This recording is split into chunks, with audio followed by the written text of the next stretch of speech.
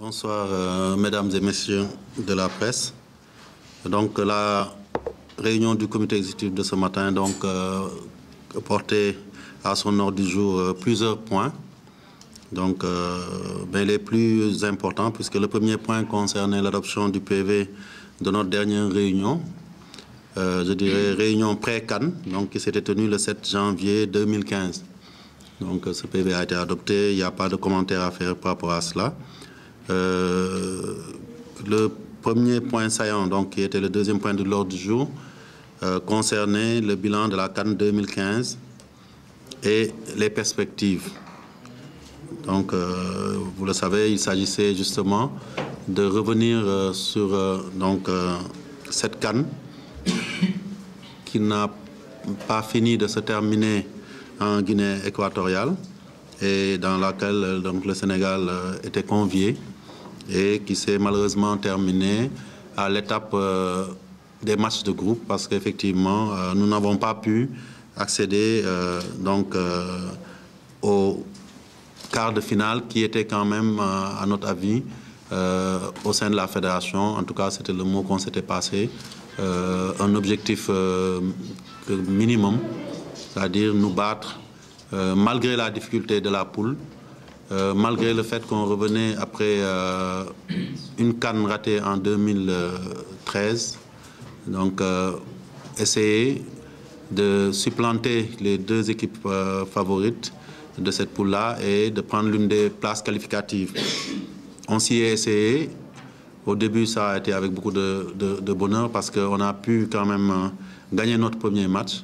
Et bien entendu, derrière, ça a créé beaucoup d'espoir, donc qui malheureusement, au soir du troisième match, ont été ruinés parce que simplement, à la surprise générale, nous n'avons pas pu gagner ou arracher le match nul sur ce troisième match qui nous aurait permis quand même de nous qualifier pour la première fois depuis 2006 à un quart de finale. Donc ce qui a créé, c'est vrai, beaucoup de désarroi. D'abord au sein de la tanière et au sein de la fédération et des autorités qui accompagnaient cette équipe, mais surtout dans le cœur de tous les Sénégalais. Donc comme on a eu déjà à le dire à Malabo, nous avons été très meurtris parce que nous savons qu'il y avait eu beaucoup d'attentes. Et donc il s'agissait aujourd'hui de revenir sur les différentes étapes depuis la préparation. Sur certains rapports, certains sont même remontés jusqu'aux qualifications.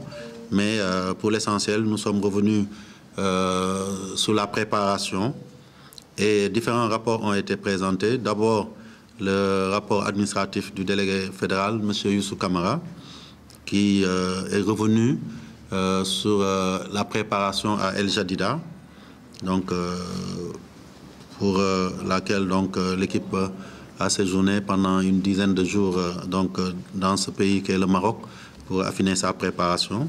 Sous les aspects de préparation proprement dite, il n'y a pas eu de problème, mais il est revenu aussi parce qu'il y a certains éléments qui étaient revenus après l'élimination sur des conflits effectivement et qui nous a en tout cas certifié qu'à sa connaissance, ces problèmes-là n'étaient pas visibles au niveau de ce regroupement. Donc, et c'est sous ces entrefaites-là que nous avons pu quitter le 15 plus exactement, la ville d'El Jadida et le Maroc pour rallier Mongomo. À ce niveau-là, peut-être la seule petite difficulté qu'on avait eue, mais qui n'en est pas une grande si on se réfère à tous les efforts qui ont été faits par l'État et la Fédération, c'est le retard qui avait été accusé pour quitter avec l'avion spécial d'abord Dakar.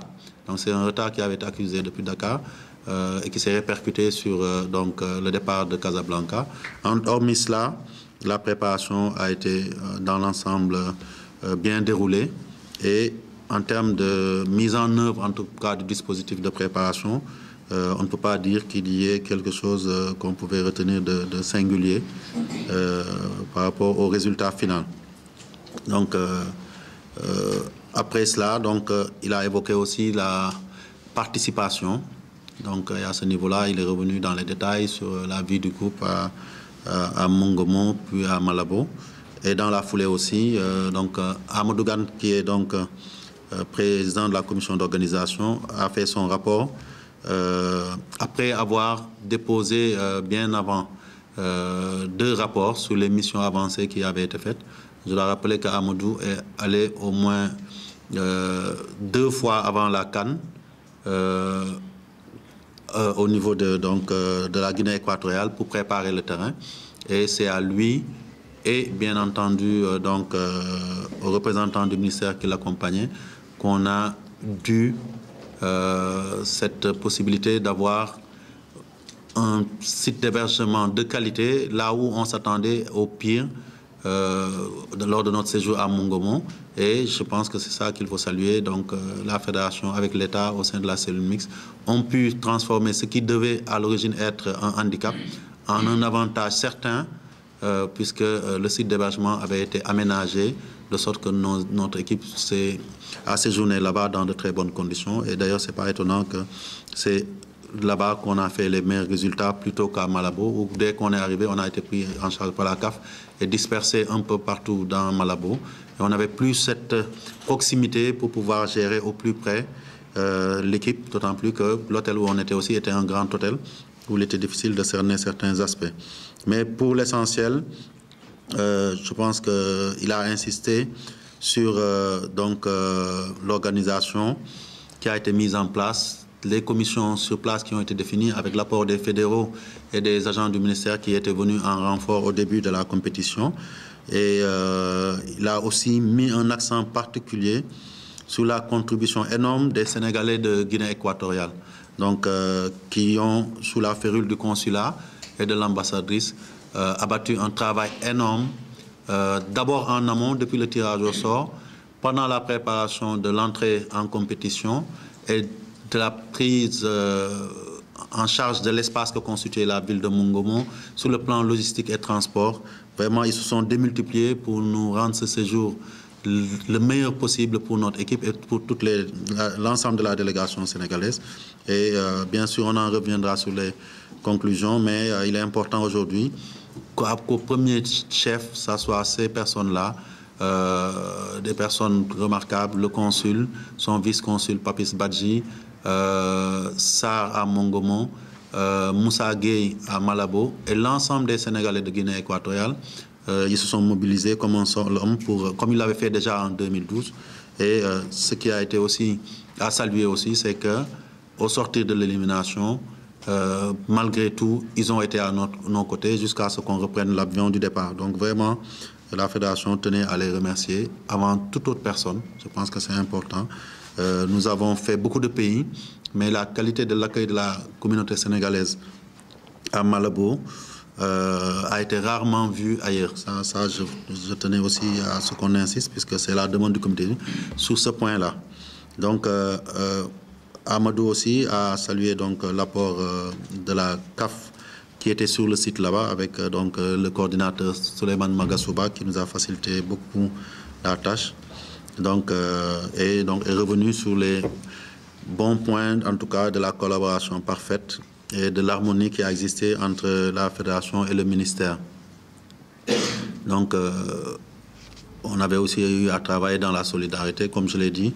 Même si on était éparpillés dans Mongomo, des points focaux avaient été désignés dans chaque site et les informations étaient remontées chaque fois à la base, c'est-à-dire au lieu de regroupement principal, qui était l'hôtel de la délégation et de l'équipe. Après cela, nous avons eu à entendre le directeur technique qui nous a présenté son rapport technique en 4 points, partant de la qualification jusqu'à la compétition. Il a pu entrer dans les détails un peu de l'approche technique et de la préparation. Donc la qualification était déjà jouée. Bon, je pense qu'il n'y avait pas lieu d'y revenir, mais sur le plan technique, il a analysé la préparation telle qu'elle avait été faite. Sur le plan physique, sur le plan du contenu tactique qui était proposé à El Jadida, à l'hôtel Pullman, mais aussi sur le plan des 2 matchs amicaux qu'on avait joués et qui s'étaient conclus par 2 victoires, qui certainement ont contribué aussi à susciter au tout début déjà de la campagne beaucoup d'espoir dans cette équipe.